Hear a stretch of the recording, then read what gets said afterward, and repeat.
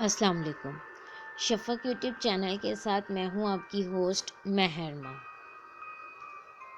جب گورنر کو قانون کے سامنے سر جھکانا پڑا۔ تاریخ اسلام میں قاضیوں کا کردار بڑا تابناک رہا ہے۔ وہ عدل و انصاف کے تقاضے پورے کرنے میں کسی بڑی شخصیت کو خاطر میں نہیں لاتے تھے۔ آج کل کے تو کئی جج حاکم وقت کا اشارہ پاتے ہی حق و انصاف کا خون کرتے اور سمجھتے ہیں کہ عدل سے کام لیا۔ تاریخ اسلام میں قاضی سوار بن عبداللہ گزرے ہیں، علم میں ممتاز اور حق و انصاف کے معاملے میں جری۔ ان کے زمانے میں بصرہ کا کوتوال آئی جی پولیس عقبہ بن مسلم الحنائی اپنے ظلم و ستم کے باعث مشہور تھا۔ اس نے ایک شخص کو جو دریا سے ہیرا نکال کر لایا تھا گرفتار کیا اور اس سے ہیرا چھین لیا۔ اس شخص کی بیوی نے قاضی بصرہ سوار بن عبداللہ کو درخواست دی۔ قاضی سوار نے کوتوال سے جواب طلب کیا۔ اس نے قاضی سوار کو برا بھلا کہا کہ کیونکہ کوتوال ہونے کا نشہ جو دماغ پر تھا۔ قاضی سوار نے اسے لکھا، طاقت کے نشے نے تمہیں ہوش و حواس سے بیگانہ کر دیا ہے۔ تم اب سچ اور جھوٹ کے مابین تمیز نہیں کر سکتے۔ تم سیدھی راہ پر نہیں آئے تو خلیفہ کو سارے حالات لکھ بھیجوں گا۔ بادشاہ تک معاملہ پہنچنے کا سن کر کوتوال کے حواس ٹھکانے پر آئے۔ اس نے نہ صرف شہری کو رہا کیا بلکہ ہیرا بھی اسے واپس کر دیا۔ انہی قاضی سوار کا ایک اور واقعہ ہے کہ ایک بار مشہور عباسی خلیفہ ابو جعفر منصور کے دربار میں تشریف لائے اور کہا، السلام علیکم یا امیر المومنین رحمت و برکاتہ۔ خلیفہ نے جواب دیا، وعلیکم السلام ورحمۃ اللہ وبرکاتہ، ابو عبداللہ قریب آؤ۔ انہوں نے کہا، امیر المومنین، سلف کے طریق پر قریب آؤں یا آج کل رائج طریقے پر؟ خلیفہ نے کہا، نہیں، سلف کے طریقے پر۔ قاضی سوار رحمۃ اللہ علیہ آگے بڑھے اور اپنی جگہ بیٹھ گئے۔ ابو جعفر کا انہوں نے ہاتھ نہیں چوما۔ اسی وقت ابو جعفر کو چھینک آ گئی۔ اس نے الحمدللہ نہیں کہا۔ قاضی صاحب نے یا رحمک اللہ کہہ کر جواب نہ دیا۔ خلیفہ کو دوبارہ چھینک آئی۔ اب اس نے الحمدللہ کہا تو انہوں نے یا رحمک اللہ کہا۔ جب قاضی مجلس سے اٹھ کر چلے گئے تو منصور انہیں دیکھتا رہا اور ان کے جانے کے بعد کہا، جس کا ترجمہ یہ ہے، کیا تم یہ سمجھتے ہو کہ یہ کسی معاملے میں جانبداری کریں گے جبکہ یہ چھینک میں بھی میری رعایت نہیں کر سکے؟ ایک دفعہ خلیفہ ابو جعفر منصور نے قاضی سوار کو کسی معاملے میں حکم لکھ کر بھیجا۔ قاضی صاحب نے پڑھا تو وہ حق و انصاف کی یک قلم خلاف تھا۔ انہوں نے حکم نافذ کرنے سے انکار کر دیا۔ خلیفہ بڑا ناراض ہوا اور انہیں قاضی کے عہدے سے فارغ کرنا چاہا، مگر درباریوں نے کہا، قاضی سوار رحمۃ اللہ علیہ کا عدل و انصاف اور حق پرستی آپ کے خلافت کے باعث زینت ہے۔ یہ سن کر خلیفہ خاموش ہو گیا۔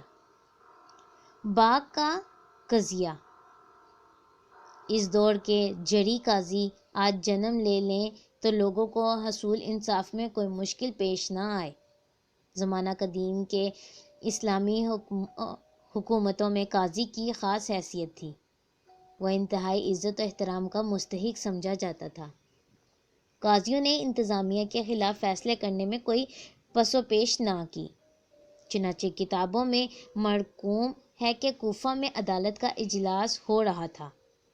قاضی شریک بن عبداللہ مقدمات کی سماعت کر رہے تھے۔ باہر لوگوں کا ہجوم تھا جن کے مقدمات کی سنوائی عدالت میں ابھی ہونی تھی۔ اس ہجوم میں ایک بڑھیا بھی کھڑی تھی جس کے چہرے سے فکر و ملال ٹپک رہا تھا۔ ضعف و مسکنت کے آثار بھی نمایاں تھے۔ جب وہ اپنی باری پر قاضی کے حضور پیش ہوئی تو انہوں نے پوچھا، بی بی کیا معاملہ ہے؟ اس نے بھرائی آواز اور نمناک آنکھوں سے کہا، حکومت وقت نے مجھ پر ظلم کیا ہے، میں اس کی فریاد لیے آپ کے پاس آئی ہوں۔ قاضی صاحب نے تفصیل پوچھی تو اس نے بتایا، دریائے فرات کے کنارے میرا کھجور کا ایک باغ تھا جو ہمیں ورثے میں ملا۔ میرے والد فوت ہوئے تو بھائیوں نے اسے تقسیم کر دیا۔ میں نے اپنے حصے کو دیوار بنا کر علیحدہ کیا اور باغ کی نگرانی و حفاظت کے لیے ایک ملازم رکھ لیا۔ کچھ عرصے بعد گورنر کوفہ موسیٰ نے میرے بھائیوں کے حصے خریدے تو میرے باغ پر حریصانہ نظریں گاڑ دیں۔ چنانچہ اس نے مجھے برملا باغ فروخت کرنے کا کہا، لیکن میں نے انکار کر دیا۔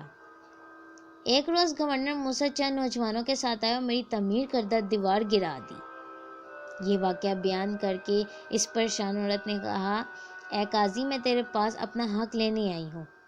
میں عدالت کے کٹہرے میں کھڑے ہو کر یہ اعلان کرتی ہوں کہ اپنا باغ گورنر موسیٰ کے ہاتھ ہرگز فروخت نہیں کروں گی۔ قاضی شریک بن عبداللہ نے یہ واقعہ بڑے غور سے سنا۔ جو ہی بڑھیا نے بات ختم کی تو قاضی نے لمحہ بھر کے لیے سر جھکایا، پھر آواز دی، خادم! جب وہ حاضر ہوا تو قاضی نے ایک سمن پر اپنی مہر لگا کر اسے دی اور کہا کہ گورنر موسیٰ کو ساتھ لے کر آؤ۔ خادم جب عدالت کا سمن لیے گورنر کے گھر پہنچا اور اسے ساتھ چلنے کو کہا تو وہ لال پیلا ہو گیا۔ غصے کے باعث آنکھوں سے چنگاریاں جھڑنے لگیں۔ اس نے اسی وقت کوتوال شہر کو بلایا اور حکم دیا، فوراً قاضی شریک کے پاس جاؤ اور انہیں میری طرف سے کہو کہ تم بھی عجیب آدمی ہو۔ ایک بڑھیا کا جھوٹا دعویٰ تم نے تسلیم کر لیا، اب مجھے اس دوش بدوش کھڑا کرنے عدالت بلا رہے ہو۔ تمہیں میرے منصب کا کچھ تو لحاظ ہونا چاہیے۔ وہ کوتوال قاضی شریک کے مزاج سے بخوبی آشنا تھا۔ اس نے عرض کی کہ آپ میری جگہ کسی اور شخص کو بھیج دیجیے، لیکن گورنر نہ مانا۔ ناچار اسے جانا پڑا۔ کوتوال نے قاضی شریک کی عدالت میں حاضر ہو کر گورنر کا پیغام دیا۔ قاضی نے اسی وقت سپاہی کو بلا کر حکم دیا کہ اسے پکڑ کر جیل میں ڈال دو۔ گورنر کو جب پتہ چلا کہ قاضی نے کوتوال کو جیل بھیج دیا ہے تو وہ اور سیخ پا ہوا۔ اب اس نے اپنا حاجب یعنی نائب قاضی کے پاس بھیجا۔ اس نے کہا، قاضی صاحب، کوتوال تو صرف گورنر کا پیغام لے کر آیا تھا، لیکن آپ نے اسے جیل بھیج دیا۔ قاضی نے اسی وقت سپاہی کو آواز دی۔ جب وہ آیا تو کہا، اس صاحب کو بھی کوتوال کے ساتھ جیل میں بند کر دو۔ جب گورنر کو پتہ چلا کہ قاضی شریک نے حاجب کو بھی جیل بھیج دیا تو زخمی سانپ کی طرح تڑپنے لگا۔ اس کی حالت دیدنی تھی، لیکن اسے رہائی کی کوئی صورت بھی نظر نہ آئی۔ آخر اس نے معززین شہر کو بلایا، جن میں کئی لوگ قاضی شریک کے دوست احباب بھی تھے، اور انہیں کہا، آپ قاضی کے پاس جائیں اور انہیں بتائیں کہ آپ نے میری توہین کی ہے۔ میں کوئی عام شہری نہیں کہ عدالتوں میں حاضری دیتا پھروں۔ پھر انہوں نے میرے پیغام بروں کو بھی جیل میں ڈال دیا، یعنی جو میرا پیغام قاضی صاحب کی عدالت میں لے کے گئے تھے انہیں بھی جیل میں ڈال دیا ہے۔ معززین کوفہ اور قاضی شریک کے دوستوں نے انہیں گورنر کا پیغام پہنچایا۔ قاضی صاحب کو غصہ آ گیا۔ انہوں نے حضرات سے مخاطب ہو کر کہا، تم لوگ مجھے ایسی بات کہنے آئے ہو جسے کہنے کا تمہیں کوئی حق حاصل نہیں۔ پھر انہوں نے خدام کو آواز دی اور کہا، ان سب کو پکڑ کر جیل میں ڈال دو۔ انہوں نے حیرانی سے پوچھا کہ آخر ہمارا جرم کیا ہے؟ قاضی نے جواب دیا، تم لوگ فتنہ ہو، حق کی راہ میں مزاحم اور قوانین شریعت کے نفاذ میں رکاوٹ بن رہے ہو۔ تمہاری سزا قید ہی ہے تاکہ تم آئندہ کسی ظالم کے پیغام بز نہ بن سکو، یعنی پیغام فارورڈ کرنے والے نہ بن سکو۔ گورنر موسیٰ کو جب قاضی شریک کے اس حکم کو پتہ چلا تو وہ غصے سے لال بھبوکا ہو گیا۔ فوراً اپنا گھڑ سوار دستہ لیے جیل خانہ پہنچا اور اپنے ان تمام ساتھیوں کو رہا کر دیا جنہیں قاضی نے جیل میں قید کیا تھا۔ اگلے روز صبح قاضی صاحب عدالت لگائے بیٹھے تھے کہ داروغہ جیل حاضر ہوا، گزشتہ روز کی ساری رودات گوش گزار کر دی۔ بتایا کہ گورنر موسیٰ نے ان سب قیدیوں کو رہا کرا لیا جنہیں آپ نے جیل بھجوایا تھا۔ قاضی صاحب نے جو ہی یہ سنا فوراً کھڑے ہوئے، عدالت برخاست کر دی اور گھر پہنچے۔ غلام سے کہا، میرا سامان گھر پہنچا دو۔ غلام نے پوچھا، کیا جناب منصب عدالت چھوڑ دینا چاہتے ہیں؟ قاضی نے جواب دیا، باخدا امیر المومنین نے زبردستی یہ منصب اس شرط پر ہمارے سپرد کیا تھا کہ وہ یا ان کا کوئی اہلکار عدالت کے کام میں مداخلت نہیں کرے گا۔ آج یہ مداخلت ہو چکی ہے، لہٰذا یہ منصب انہیں لوٹانے جا رہا ہوں۔ گورنر موسیٰ کو جب یہ خبر ملی کہ قاضی شریک رحمۃ اللہ نے استعفیٰ دے دیا ہے اور وہ بغداد خلیفہ کے پاس جا رہے ہیں تو اب وہ گھبرایا۔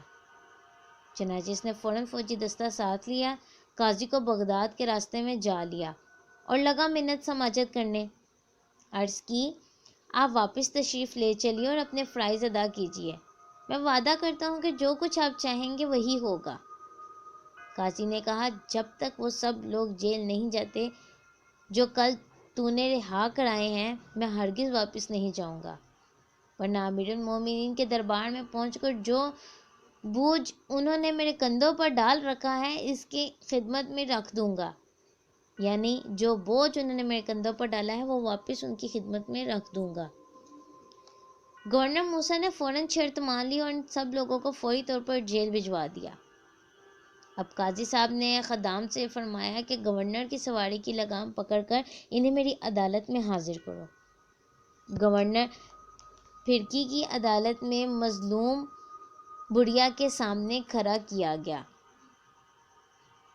قاضی نے اس عورت سے کہا، بی بی فریق ثانی حاضر ہے، جو کچھ کہنا ہے بے خوف بول کر کہو۔ عورت نے تمام داستان دہرائی۔ اب قاضی نے گورنر سے پوچھا، اس کا تو نے جو دعویٰ دائر کیا ہے اس کے متعلق آپ کا کیا خیال ہے؟ گورنر نے جواب دیا، بالکل درست کہتی ہے۔ قاضی نے کہا، جو دیوار آپ نے گرائی ویسی ہی نئی دیوار فوراً بنوا دیجیے۔ چنانچہ حکم کی تعمیل کی گئی۔ بڑھیا قاضی کو دعائیں دیتی چلی گئی۔ یوں قاضی شریک بن عبداللہ نے حق و انصاف کی تاریخ میں ایک روشن باب کا اضافہ کر دیا۔ اس طرح کی مزید تاریخی ویڈیوز سننے کے لیے ہمارے چینل کو لائک اور سبسکرائب کرنا مت بھولیں۔ شکریہ۔